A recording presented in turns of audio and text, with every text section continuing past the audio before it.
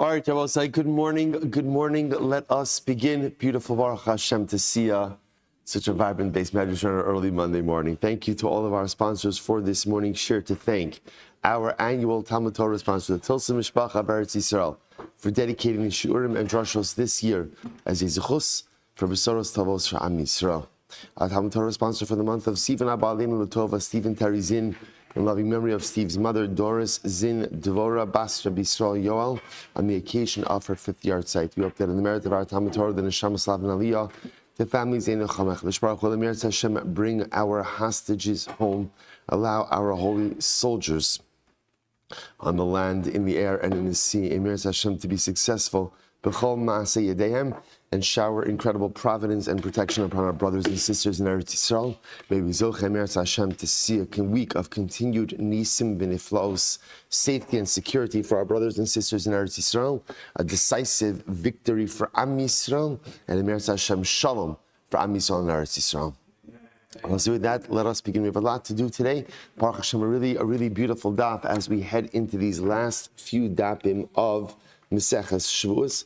Hard to believe that the Shevuos journey is winding down. So today's daf is Mem Vav 46. We are picking up. Let's actually pick up first wide line on Mem He Medbeis 45b. Amar Rabbi Chama.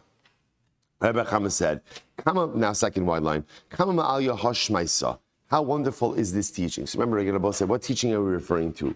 So remember again in yesterday's daf, Rav Nachman said in the name of Shmuel, a very interesting insight, that these cases that we're discussing over here, these cases of where halacha l'maisa, again, we have a dispute, right? The Mishnah introduced us to this idea that if a worker comes over to the employer and says, you didn't pay me, and the employer says, yes, I did pay you, then what's the halacha? The halacha is that the employee could take a shvuah and collect payment, which really was the drama of that and the enormity of that teaching will actually become even a little bit more apparent in today's daf.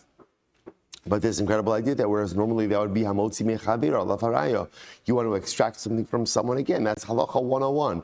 The burden of proof is always upon the extractor. Here, nothing simple about a shvuah as we've seen, but a simple shvuah will allow the employee to go ahead and collect his payment. Now again, so Rav Nachman comes along and says in the name of Shmuel, by the way, that's only if there's testimony that in fact the employer hired the employee. Because if there's no independent legal verification that the employee works for the employer could simply say what? He has an ego. What could he say? I don't know who you are. I don't know who you are. So because halacha l'maisa, again, you need those eidim. So now the Gemara Rabbi Chama is commenting, what a good statement. Amar le Rava, my mal yusa. So ultimately, again, Rava said, what's so great about it? In Cain, Shevuos shom d'chayiv rachmana heichem mishkachas. Because without this statement, then the whole idea of Shevuos shomer. Also remember again, what we spoke. We did this a little bit yesterday. I just did it quickly at the end of the shir. What's Shevuos shomer?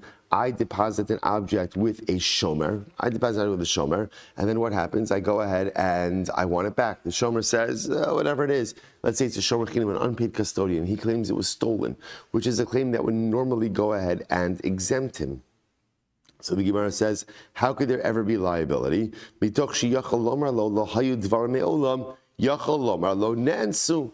Because again, remember that halacha l'maisa, we should say that a shomer should always be believed. Why should a shomer be believed? Because he has a migo. What's his migo? He could have always claimed, I don't know what you're talking about. You never deposited anything with me.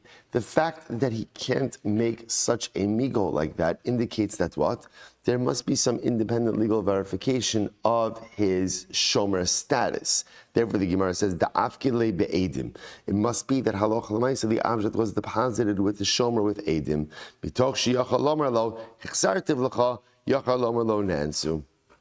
But still, nevertheless, there is some level of migo, because since the shomer could have said, I return the object to you, therefore he is believed to say it's an ones. To which the Gemara says, it must be a case, da'afkid le'b'shtara, where he deposited it with a shtar. Now, it's interesting, I don't know that we ever necessarily came across this, but da'afkid le'b'shtara means that, let's say, I deposited an object with Ruvain, and I recorded that deposit in a shtar. So there's a document that highlights this relationship. So the Gemara says, by the way, just as an aside, Michlal de Tarvayo Sfir Luhu Hamafkid Eitzel Chaveru Be'edim Ein Tzarach Lahachzir Lo Be'edim. So you see something very interesting over here, that if you deposit something with someone with witnesses, the object doesn't necessarily have to be returned with witnesses. Conversely, b'shtar tzarich lahachzik lo be'edim. But interestingly enough, if you go ahead and you deposit an object with a shtar, then you are obligated to go ahead and return it with edim. Interesting.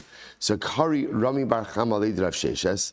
So Rami Bar Chama said about Rav Sheshes. So Vayasem David as Hadvarim Ha'ela Belibo. So again, he quoted us from David HaMelech. David HaMelech took these things to heart. So he was complimenting Rav Sheshes that Rav Sheshes took this ruling and ultimately again applied it and found corroboration for it. The Ashkechei Rav Sheshes Rabbi Bar Shmuel, because ultimately again Rav Sheshes ran into Rabbi Bar Shmuel. Amarlei Tani Mar Midi B'Schir. Have you been learning? Have you taught anything or learned anything when it comes to schir, when it comes to employee relationships? Amarlei, yeah, I did learn something. Tanina, we learned schir bismano nishba v'notel. So we'll say again, going back a little bit to our original discussion, a schir, a hired worker, bismano, in his time. Now, let's remember again, this is one of the other qualifications that we saw in yesterday's daf. What's bismano? Bismano means like this. Remember that in order for the schir, in order for the employee to be able to collect his wages with a shvua, he has to be coming in the what we'll call window of payment, right? As we spoke about in yesterday's daf. Every laborer, depending on the nature of your employment, has a window in which halachically he is supposed to get paid. What we saw in yesterday's daf is this Shevuos has this rabbinic innovation that an employee could come, swear that he has not been paid, and collect payment only applies if he's coming in that window in which he's supposed to get paid. So schir bismano, so the employee is showing up during his window of payment. Nishba v'notel.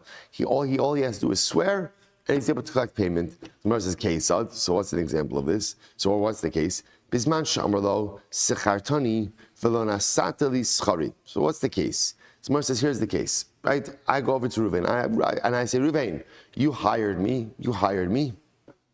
I worked for you, and you did not pay me yet. V'lo nasata li schari. V'ala omer, and the other one says, secharticha v'nasati lecha scharcha. The other one says, what are you talking about? Right? Reuven says, yes, I did hire you. I agreed that the employment is a fact, but lamaisa, I paid you. So what's the halacha? So we'll say, so again, in that case, then that's the Mishnah. So therefore, again, I as the employee, assuming that I'm coming within the window of proper employee payment, could swear that I did not receive payment, get my money, go home. Good. Aval. Amar lo shtayim katzatztali v'alo omer lo katzatzti lecha ela achos hamotzi mechavera alav haraya. Now this is very interesting. What happens if I come to collect my money and I say, okay, Ruvain, you hired me, and I say, Ruvain, you owe me $200 because that's what you agreed to pay me for the day. And Ruvain says, hold up, I only agreed to pay you $100. So I will say, so here, interestingly enough, what's happening over here is two things. Number one, complete agreement on the employment, okay, and complete agreement that Ruvain didn't pay me. What's the point of contention? How much money he owes me. I claim 200, he claims 100. Then what's the case? The Gemara says, Hamotzi mechaver alav haraya. That's not the case. So again, I will say, so interestingly enough, this is the brisa.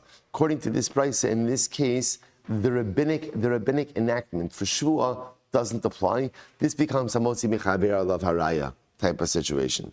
Now the Gemara says, Hamid the Seifa Baraya, Havi Reisha Below Raya. Now interestingly enough, what we can infer from this is as follows. From the fact that the Mishnah says, Amotzi Mechaber Alav Haraya, and I will say, just want to point out, the phrase for this second case is called Ketzitza. This is Machlokes Ketzitza. Ketzitza literally means again to fix. Yeah, to fix. Right, to fix. In other words, so the Gemara is over here making a distinction between when there is a dispute about payment versus when there is a dispute about the rate. So what the right is just this: when there is a dispute about payment, in other words, I say I'm the employee, I haven't gotten paid.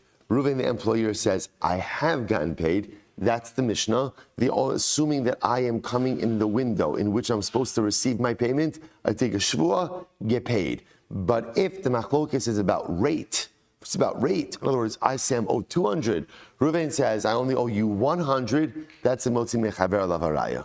Obviously, in that case, the dispute revolves around the extra 100. Okay, so the Gemara says, now, Hami the Seifa Beraya, Hami Reisha Below Raya. Now, what we can infer from here is the fact that the Gemara says that the Brisa says by the Seifa, Hamotzi Bechavar Lav Raya, infers from us in the first case that what? That there's no Raya. In other words, I just take a Shevuah, and I take my payment. That's it.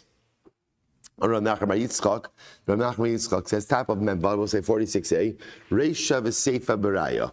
No, in fact, both the Reisha and the Seifa require ultimately, again, that I have to bring a Raya. Rashi says over here, Reisha v'Seifa Beraya, Reisha nihi diktani nishba v'notel, leise elashi yavi tchila edim shesachra. So Mar say, no, it's not true. Even in the first case, there's a Raya, but a different Raya. They will say, what proof do you need in case number one? What proof do you need? What proof? Proof of employment. Proof of employment, as we saw already before, without furnishing proof of employment. So again, in that case, the employer is always going to be believed. Why? Because he has a migo. What's his migo? His migo is, I don't know who you are. I don't know who you are. So therefore, we'll say, interesting enough, what's coming out over here is, you're always going to need some level of raya. The shaila is, what kind of raya do you need? So in case number one, where I'm claiming I did not get paid, Reuven claims he paid me. Okay, so you still need a raya. What do you need a raya of? Proof of employment. In case number two, where the machlokes is about the rate of payment, I'm claiming I'm owed 200. Reuven's claiming I only owe you 100. Then we require proof. Then it's also mechaver lavaraya. Then again, the burden of proof is upon me to show that I'm owed that extra $100. The Gemara says, Reisha v'Seifa Beraya, Raya del Shalim Katani, Raya de Shvuah Lo Katani. Ultimately, again, this Seifa we're talking about, again, the proof of payment, that ultimately is stated. Otherwise, when it comes to proof regarding Shvuah, which is, again, without the proof of employment, you can't take the Shvuah, the Brisa does not mention. So this is very interesting. So again, bolstering this idea that was really advanced in the name of Shmuel, that again, whereas the Mishnah made it sound so simple. I have an employment dispute, right? Reuven says, Reuven's my employer. I say, Reuven, you haven't paid me. Reuven says, you have paid, I have paid you. So the Mishnah makes it sound like all I need to do is take a Shevuah, collect payment. Shmuel comes along and says there's another critical piece of information that is not written in the Mishnah, but is an indispensable piece of information. In order for me as an employee to take the Shevuah and get paid, there has to be independent legal verification that I am working for Reuven. Because without that, Reuven is always going to be believed. He has a migo that he could claim, I don't know who you are. We have no legal working relationship. Incredible. We'll say third line down from the top, 46a Memvav Amud Aleph. They sent from the house of Rav to Shmuel. Rabbi teach us. Uman Amar Shtein Katzatztali, Valo Omer Lo Katzatzti Lecha Ela Achos. So watch this. So I'll say, so I claim I'm the worker, I'm the employee. I claim, Reuven, you owe me. You agreed to a rate of $200 for the day of work, and Reuven says I only agreed to $100. So they asked, who swears? Who swears in this case? Amar Lahen. So Shmuel responded, Bazu Yishava Balabayis v'Yafsid Uman. So both say, so in this case over here, so in this case, what should happen? The Reuven, the employer, the Balabayis, he should swear, and ultimately, again, the Uman should lose out. In other words, v'Yafsid Uman means Uman lose. In other words, that halacha ma'aseh the Balabayis, Reuven, the employer, swears, and ultimately, again, pays me what he says he owes me. So the Gemara says, why? Because Ketzitza Vaday Minka Dekiri, and we're literally just talking about this, right? Because Ketzitza, a rate, how much an employer is going to pay an employee, every employer remembers that. Ketzitza Vaday Mitkar Dekiri Inshi. So Gemara says, so again, this goes back to yesterday's daf. While the halacha acknowledges that an employer may at times get confused about who he's paying when, especially given the fact that the Gemara almost seems to be operating under an idea that an employer, we'll say we're used to an idea that if you employ people, everybody's kind of getting paid in a similar way, whatever it is, you're getting paid, there's a pay date, there's this. The Gemara seems to understand, come from the perspective that it would not be uncommon for a person who is employing multiple people to pay those people in different ways. So that we can understand why there could be some confusion about. But the rate of payment, that an employer certainly knows. Vadai midkar dikiri inshi. Ini, is that so? Is that so? V'hatani Rabbi Shmuel, but yet Rabbi Shmuel said, katzatz hamotzi mechaber alav haraya. But I will say, but we learned before that halacha lemaisa, where there is a machlokes about ketzitza, right? Where there is a machlokes about the rate of payment, right? How much was paid? We just said before that that's the case of hamotzi mechaber alav haraya. Again, right now, we just said that halacha lemaisa, right? Shmuel just said that in the case where there's a dispute about the rate of payment, the balabayas, which essentially for our purposes is the employer, swears and we're done.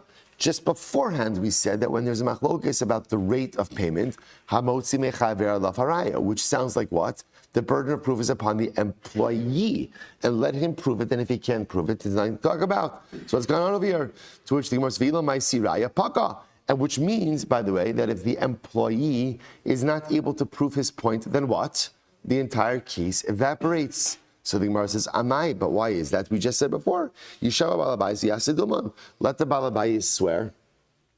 In other words, give the power to the balabayis and let this go away. On Rav Nachman, litztadin katarin. The truth is, these are not contradictory statements. They're actually two sides of the same coin. Oh, maybe raya v'yitol. Oh, Yishava balabayis v'yafsid uman. There are actually two mechanisms which can be used to resolve a machlokes about ketzitza. So where there is a machlokes about the rate of payment, one of two possibilities could be employed. Either the balabayas, the employer, can swear and put this to bed, or the uman or the worker could bring a proof. So we'll say really, really fascinating. So that's the Gemara suggesting over. So therefore, we'll say, so just to highlight, just to pause here for just a second. So we have two cases, right? Case number one is where employee shows up to employer, says, pay me.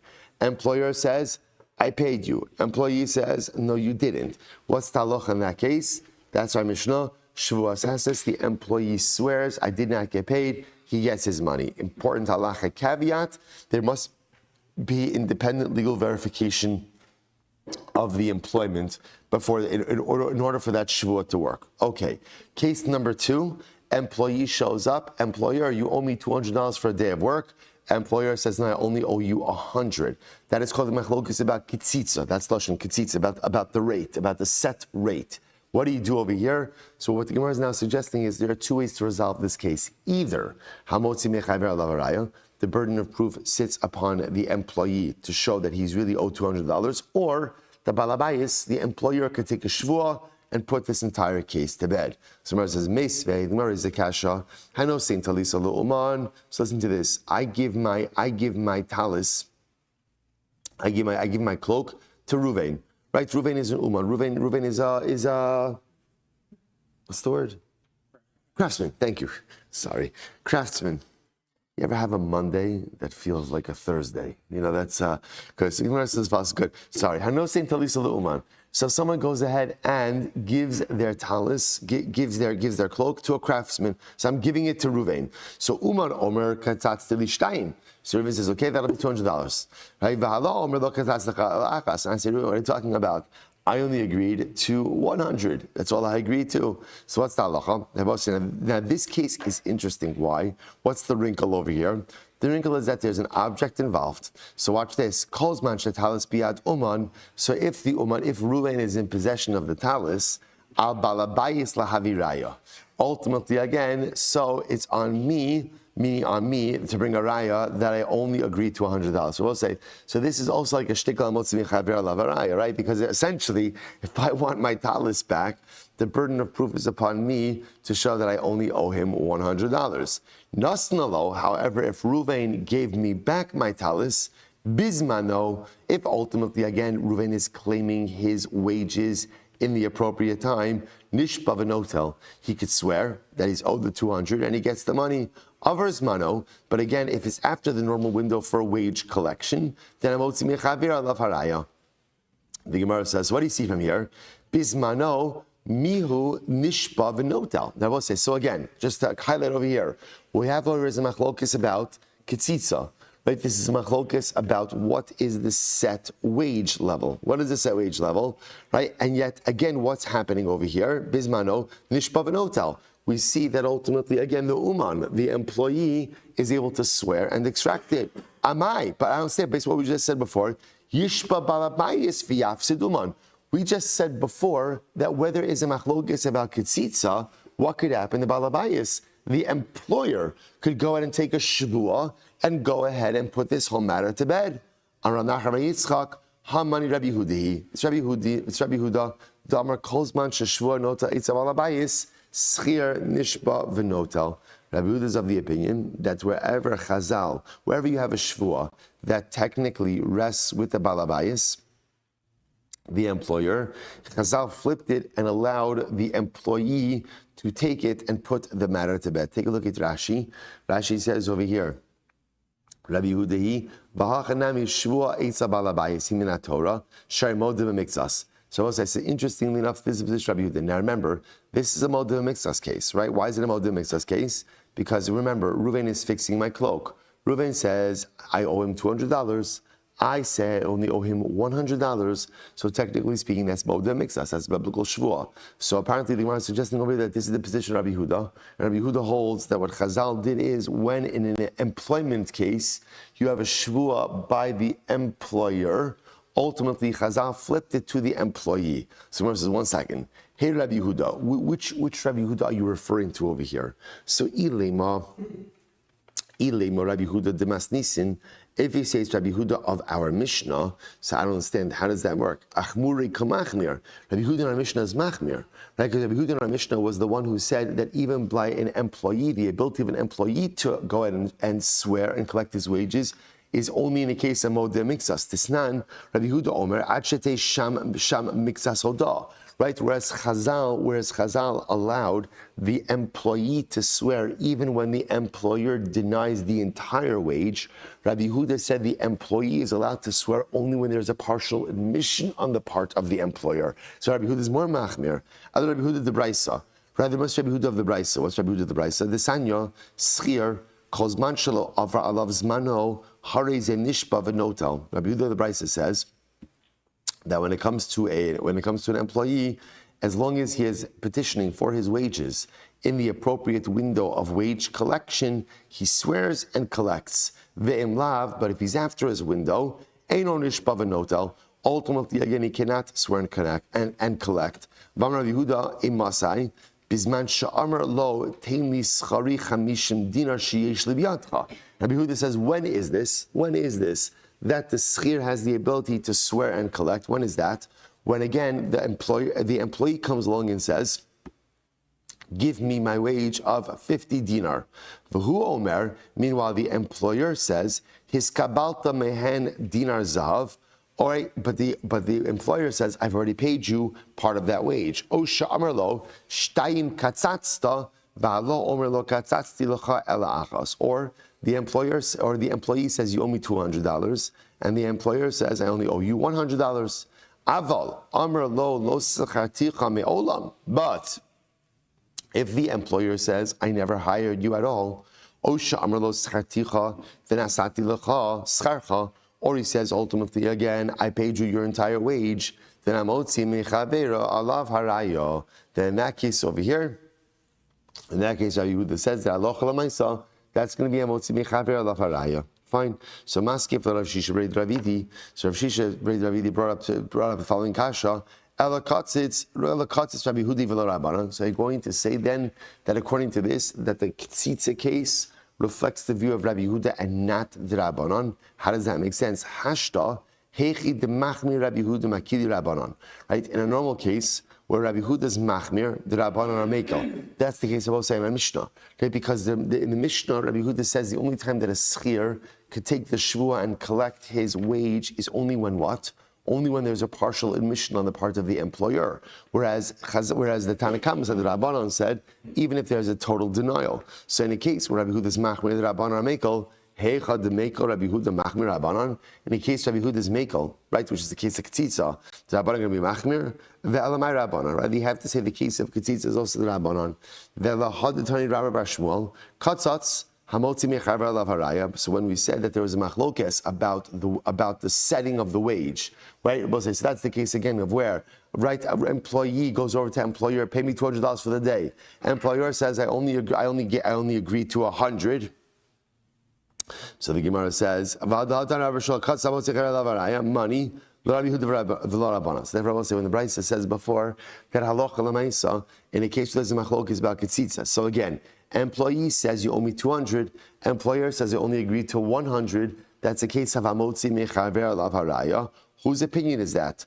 Lo Rabbi Huda v'lo Rabbanan.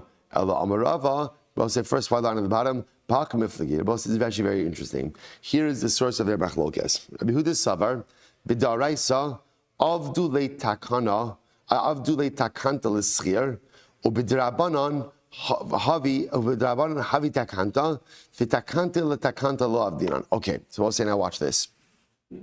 What the Gemara is suggesting is as follows. Rabbi Huda holds like this. In a case of a biblical shvuah, that's where the rabbi stepped in and made it a bit more advantageous for the employee. So what does this mean? So for example, I will say, in a case of mod v'mixas. Now remember, when you have a case of mod v'mixas, technically speaking, not technically, mod v'mixas triggers a shvuah d'oraisa. So what Chazal did in that case, in an employment situation, is they flipped the shvuah and allowed the employee to go ahead and take that shvuah. So for example, let's say, right, employee goes over to employer, says, you agreed to pay me $200 for the day. Employer says, I only agreed to 100. So I will say, what is that? That's mod b'miktsas. It's mod b'miktsas. What should happen mod b'miktsas? What should happen? What should happen biblically? What should happen? Who should take the shvuah?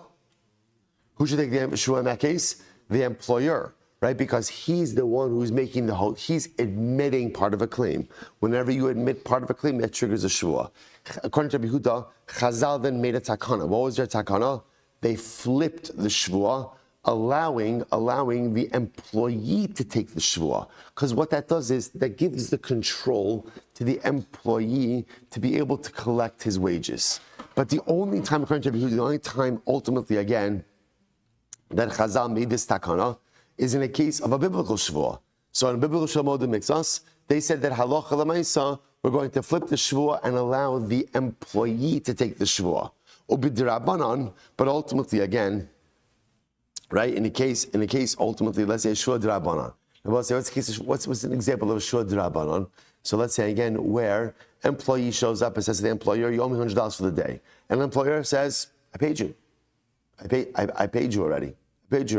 So we'll say, so in that kind of case, that at most triggers a drabanan. So the Gemara says, b'drabanan havi takanta, v'takanta letakanta lo avdinan. At most, that would already be a shvuas hasis, and to then take the shvuas hasis and ultimately, and who should take? So say, who should take that shvuas hasis b'drabanan? Who should take it? Ultimately, again, the employer also. The employer should swear, I paid, and that's it, and we're done. So now to say that we should make a takana on the takana and take that shvuah from the balabayis and flip it on to the employee, that we don't do. Right? It was a very interesting approach. So again, in Rabbi Huda's model, the rabbi stepped in and took a biblical shvuah and switched it over to the employee, right? Because in that biblical shvuah, mixas, right? Employer says, I only owe you 100. Employee is claiming 200. That's a biblical shvuah that now sits upon the employer. The rabbi switched that over to the employee and said, you swear and collect your money. But on a rabbinic shvuah, for example, again, employer says, I paid you already. Employee says, no, you didn't. So the din d'Rabbanan is employer swears and exempts himself. So now to go ahead and say we're going to take that rabbinic shvuah and now do another takana d'Rabbanan on the takana d'Rabbanan and switch that over to the employee, that we don't do. That's Rabbi Huda. V'Rabbanan Savri, the Rabbanan say, B'Rabbanan nami avdinan takanta l'schir u'ketzitza midkar dikiri. So ultimately, again, the Rabbanan say that halacha l'maisa, we will go ahead and make this takana even in the Rabbanan. So therefore, even in the Shevuos Hasis case, where again the employer says, I paid you. The employee says, no, you didn't. We're still going to flip that Shevuah over to the employee, like the Mishnah says. Allow him to swear, and thereby go ahead and collect his wages. And again, the Rabbanan operating from the perspective that halacha l'maisa, an employer always remembers the rate. And therefore, again, when there is a dispute about the rate, that is going to be hamotzi mechavera alav haraya. So I'll say, so if we summarize this a little bit, so halacha l'maisa, what comes out is as follows. We have two basic cases. Case number one, which is the classic case of the Mishnah. Employee goes over to employer and says, pay me I worked for you today, you owe me $100. Employer says, I paid you. Employee says, no, you didn't. What's halacha? And the mechanics over here are very important. What's halacha? So again, this is a Shevuos Heses. Now, technically speaking, how should this Shevuos Heses work? How should it work? So the way it should work is, now I'll say, so again, remember, I just want to point out, it's important to understand the evolution. Before we got to this sugya, if someone were to ask you this shaila, right, so employees claiming, employer didn't pay me, you owe me $100. Employer saying, I paid you. What should be the halacha? Hamotzi mechaber alav haraya. Right? Again, so employee is trying to extract money, right? So prove it. Remember again, the employer has the chazaka. Both say, remember, what's the chazaka? The simple chazaka. Money in your pocket belongs to you, right? So therefore, again, if the employer has the money in his pocket and the employee wants to extract the burden of proof, it's him. Chazal made a Shevuos Heses. Shevuos Heses says just to protect employees' rights. So balabayis, you should have to swear that halacha l'maisa, you paid your work already. What Chazal then did is they flipped that shvua and allowed the employee to take that shvua to extract his wages. That's case number one. Very important halacha caveat, which is there has to be independent legal verification of the employment. Otherwise, again, the employer himself has a migo. I don't know who you are. Fine. Case number two. There's a machlokes about the wage, right? So here everyone's agreeing that the money is owed. Employee shows up to employer. You promised me $200 for the day. Employer says, I only promised you $100 for the day. Shabbos says, so what do we do in this case? So remember, this case is much more complicated. This case seems to be the part of Rabbi Huda and the Rabbanon. And this really comes down to one basic idea, which is that, and I'll give you just the bottom line, halacha l'maisa, we assume that an employer always remembers ketzitza. He always remembers the amount that he agreed to pay his employee. Therefore, again, in this case where there is a dispute about the rate to be paid, there are two mechanisms for resolution. Either halacha l'maisa motzi mechaver alav haraya, right? So let the employee prove that he is indeed owed 200, or the employer has a right to take a shvua and ultimately put this entire matter to bed. So I'm saying that is halacha l'maisa. So two mechanisms for resolution. Either employee has a right to legally prove his claim, or balabayis, employer has a right to take a shvua, put it to bed. Incredible. All right, so that's the end of that sugya. Next, nigzal. Remember again, this was a very interesting case in the Mishnah. What was the case over here? The case over here was like this. Let me read it to you. Nigzal ketzad. Right? So what happened? So I borrowed money from Ruvain. Then what happens? There are witnesses that saw Ruvain enter into my home without my rishus. And what happens? And he walked out with something. He walked out with an object. Now I'm just reading from the Mishnah. Hu omer kelai natalti. So Ruvain says, yeah, I walked out with my object. V'hu omer lo natalti. I'm sorry. Hu omer kelai natalti. I'm sorry. I claim Ruvain walked out with something, and what? It's mine. Ruvain says, lo natalti. I didn't take anything. So we'll say, what's the halacha? Hu nishba v'nota. I, in other words, the quote-unquote victim, right? I, the victim, have the ability to swear and to extract from Ruvain what I claim he took from me. Okay, says the Gemara. V'duma lo mashkeno. So I don't understand. Maybe at the end of the day, Ruvain didn't take anything.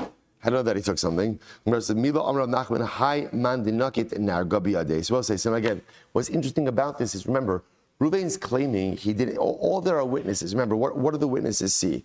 The witnesses in this case see that halacha l'maisa, Ruvain came in with the intention to take something. Right? That's what happened over here, right? In other words, I borrowed money from Ruvain, right? Ruvain wanted a collateral. I didn't want to give him collateral. Ruvain came into my house, right, claiming that he was going to take something. He comes out. No one sees him with anything, right? But I claim he took my watch. I claim he took my watch. Ruvain says, I took something, but it was my watch. I had lent to you before, it was my watch. So the halach is now is I could take a shvuah that Reuven took my watch and I could receive payment for that object. So Gemara says, hold up.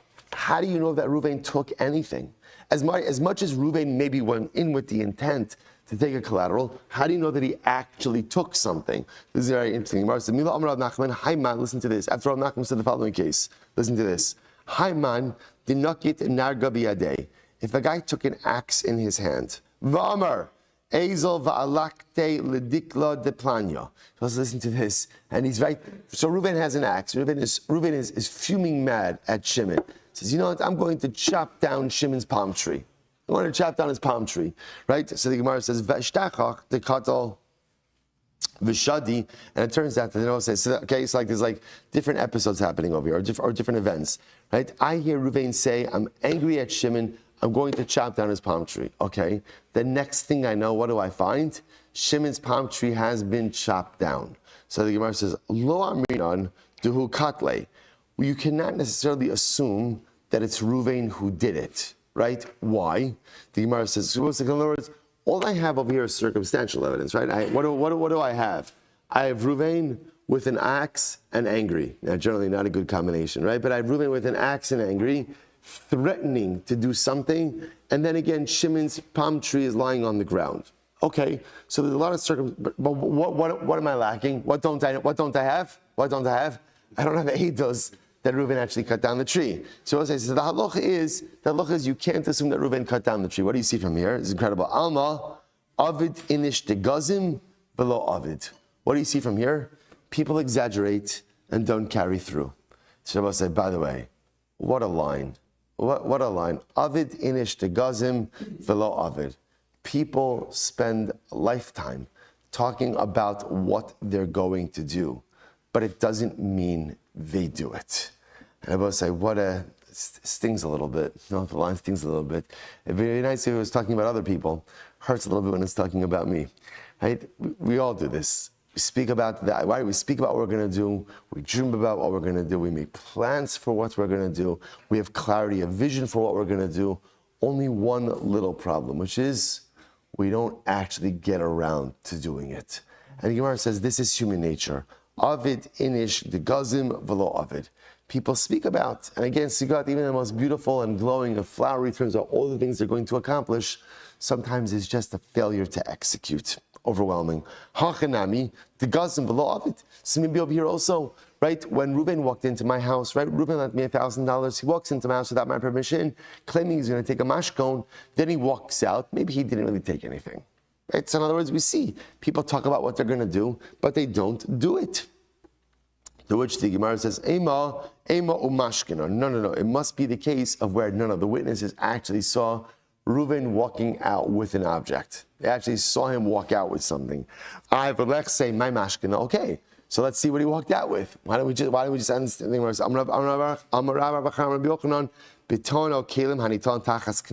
Oh, what happened over here? He walked out. So we see that he has an object, but it was under his cloak. So that's interesting. So in other words, there's a lot happening over here. So number one, right? Lamaisa, again, he's claiming he's going to do something. He actually did it. He walked out with an object, but the object was underneath his cloak. So I'm Rabbi Yehuda. Ra'u shehit min. So okay, fine. So therefore, say that's the case. And therefore, Allah Lamaisa. Now the case of Mishnah makes a little bit more sense, right? So Reuven lent me $1,000. He says, I want a mashkon. I say, I'm not giving you a mashkon. He comes into my house, someone's going to take a mashkon. Witnesses see him walk in. He comes out of the house holding something. We don't know what he's holding. It's under his cloak. He claims he has his own, it was an object owned by him. I claim you took my object. What's the halacha? I swear and can collect from Reuven. I'm Rabbi Yehuda. So I'll say, so now along these same lines. Reuven comes out of my house and he's hiding a utensil, he's hiding an object underneath his cloak. V'yatza, on the base. V'amar lekuchin hein biyadi. And Reuven claims, yes, I purchased it. I purchased it from Silber, right? I'm walking out of the object, it's under my cloak, I purchased it from him. So what's the halacha? No. Reuven's not believed to say that he purchased something from me. V'lo amran ella balabai sheno sa'ilim karkelav. I will say, but this is assuming that what? This is only assuming that Lamaisa, I am the kind of person who does not sell my stuff. In other words, Bipashtos, right? When you come into my house, I'm not selling stuff. Ava balabayis, livlo amr el babayis, she'ino asalim kar kelov. Ava balabayis, ha'asoy limkoras kelov ne'aman. But let's say again, if I have I have a little store, I have a little shop at my house, or I'm the kind of person who sells my stuff, then Lamaisa, this could be a valid claim. So if Reuven's walking out with a utensil and he's claiming, yes, it was from Silber's home, but I bought it from Silber, and I'm a person who sells my stuff, he's believed. Furthermore, even in a case where I don't sell my stuff, so the only time Reuven is not believed, only time he's not believed is by items, ultimately again, where it wouldn't be the derech to hide it. Nebba said, look at Rashi. Adam bosh litlan biyado b'shuk befarhesya. So I'll say furthermore again, when is he not believed? Even if a person doesn't sell stuff, when we're talking about items that a person normally wouldn't be embarrassed to go ahead and hold in public. So right, ultimately again, aval dvarim shedarkan lahat min ne'eman. But ultimately again, if it's the type of object that a person would be embarrassed, I will say, by the way, when you think about embarrassed, it could also be an item that's very valuable, right? So for example, a person doesn't necessarily want to walk around with a very valuable item in a showy way.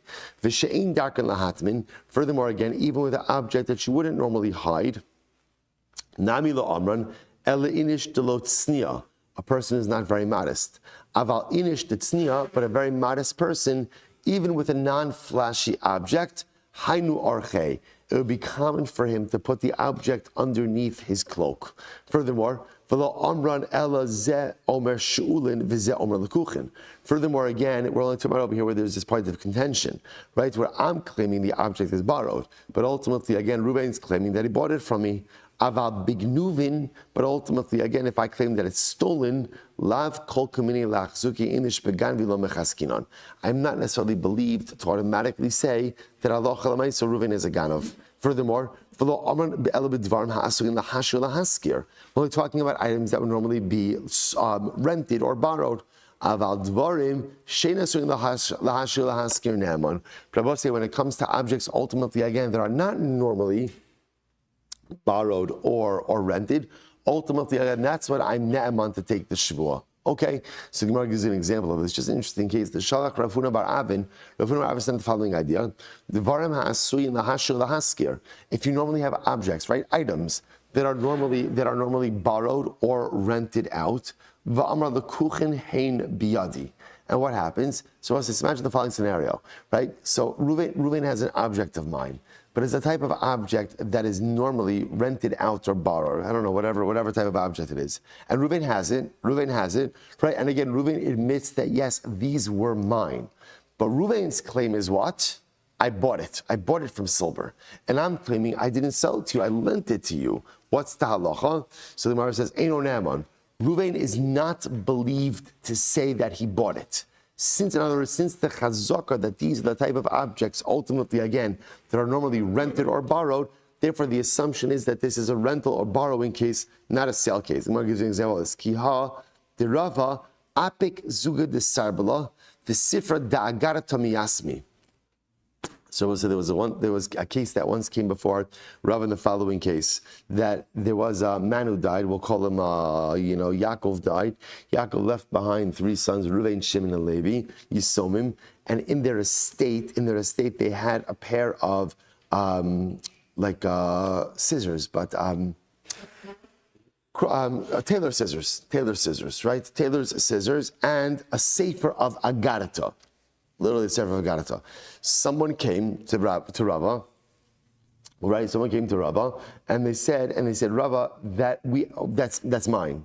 I deposited it, right? I lent it to Yaakov before he died, and now Yaakov died. It's in the estate of Yisrael, but it really belongs to me.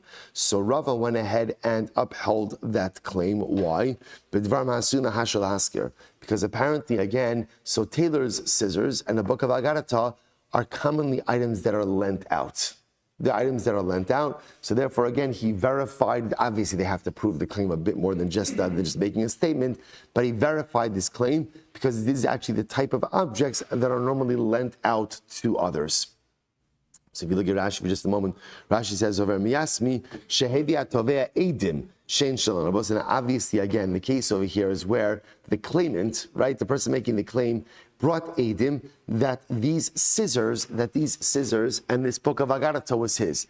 The Rabbi say, now normally, just because you bring Edim that suddenly belongs to you, doesn't automatically put it back in your possession, right? Especially since it's possible, maybe it did belong to you, but someone else bought it. Especially when you come to Yisomim, normally we would require a Shevuah. The novelty in this case is what? That Rava didn't require a Shevuah. Why didn't he require a Shevuah? Because since the person making the claim had eidos that these objects belong to him, and these are the type of objects that are normally lent out, therefore what? Rava reestablished them in the possession of the claimant, even without a shvuah, right? Even though you normally can't collect from Yisomim without a shvuah. That's the Chabad Rashi. Miyasmi shehevi atoveh edim shehein shalo v'amar shesh ilam la'aviyah Yisomim. The claimant said, these objects belong to me. He has witnesses that they belong to him. And he claims that he lent it out to the father of the Yisomim. Kinu Rava Miyasmi shmamina the sfira lei I hava avuan kaman v'amar lekuchin hein biyadi eno ne'eman b'shvuah. So we'll say, what do you see from here? You see from here that even had Yaakov still been alive, if Yaakov would have claimed that halacha l'maisa, again, I bought these objects, he would not be believed. Why? Because objects that are normally rented out or lent out, you don't have a chazaka to say that they're mine, that I bought them. Okay, interesting. We'll say, but then Rashi goes on to say, by the way, it's interesting why does it use the case of a book of Agarata? A book of Agarata. So Rashi points out there's something very interesting. People would not normally lend out Sfarim, right? Why? Because since Sfarim were commonly used, if you lend it out, they run the risk of getting ruined. Agarata, Rashi points out, was less commonly studied. Is this fascinating? It was less commonly studied. So because of that, it would only be used like episodically, and therefore halacha l'maisa, a person would go ahead and be more willing to lend it out. So both say, so therefore the Gemara highlights this principle, that very interesting principle, that halacha l'maisa, objects that are normally lent out, a person doesn't have an ability to claim chazaka that since it's in my possession, ultimately I'm the owner, which is really fascinating because normally in halacha, remember again, possession normally establishes ownership. And once you have that, then in order for someone to claim it from you, it's hamotz mechaver lavaraya. The difference is if it's objects that are normally lent out, ultimately, again, who remains in possession of it? Ultimately, again, the owner. Shabbosai provides us with a tremendous musar haskell as well. What do you see from here? So objects that are normally only lent or borrowed really remain in the possession, ultimately, of the owner, which tells you something amazing. Elokai, neshama shenasata bi tahorehi. We have a neshama, but it's very important to understand that neshama is not given to us.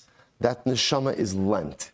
That neshama is a borrowed item. Elokai, neshama shenasata bi tahori. Every single day I say, Kosh Baruch Hu, the neshama that you've lent me, the neshama that you've given me. So I'll say something absolutely amazing. I am in possession of a borrowed item, which then means, what's the halacha when you're in possession of a borrowed item? It's never yours. The chazaka is that always remains in the possession of the true owner. And what's an overwhelming yisod? I have a borrowed neshama. And the halacha is that when you have something that is borrowed, the halacha demands a heightened level of vigilance in order to ensure that nothing happens to that item. And that is the sacred responsibility that we have day in and day out, to make sure that that borrowed neshama, that beautiful borrowed nitzatz elokah, that beautiful borrowed spark of the Ribbon Shalom always remains pure and pristine. Halavai, we should be zocha miratz Hashem to be successful in that daily privilege, in that daily obligation. So stop over here for today. Shkoyach everyone, pick up over here tomorrow. Great job. All right, shkoyach everyone. Have a great day. Chevron Eretz Yisrael, it should be a day in Eretz Hashem. Safety, security, besoros tovos, and halavai victory.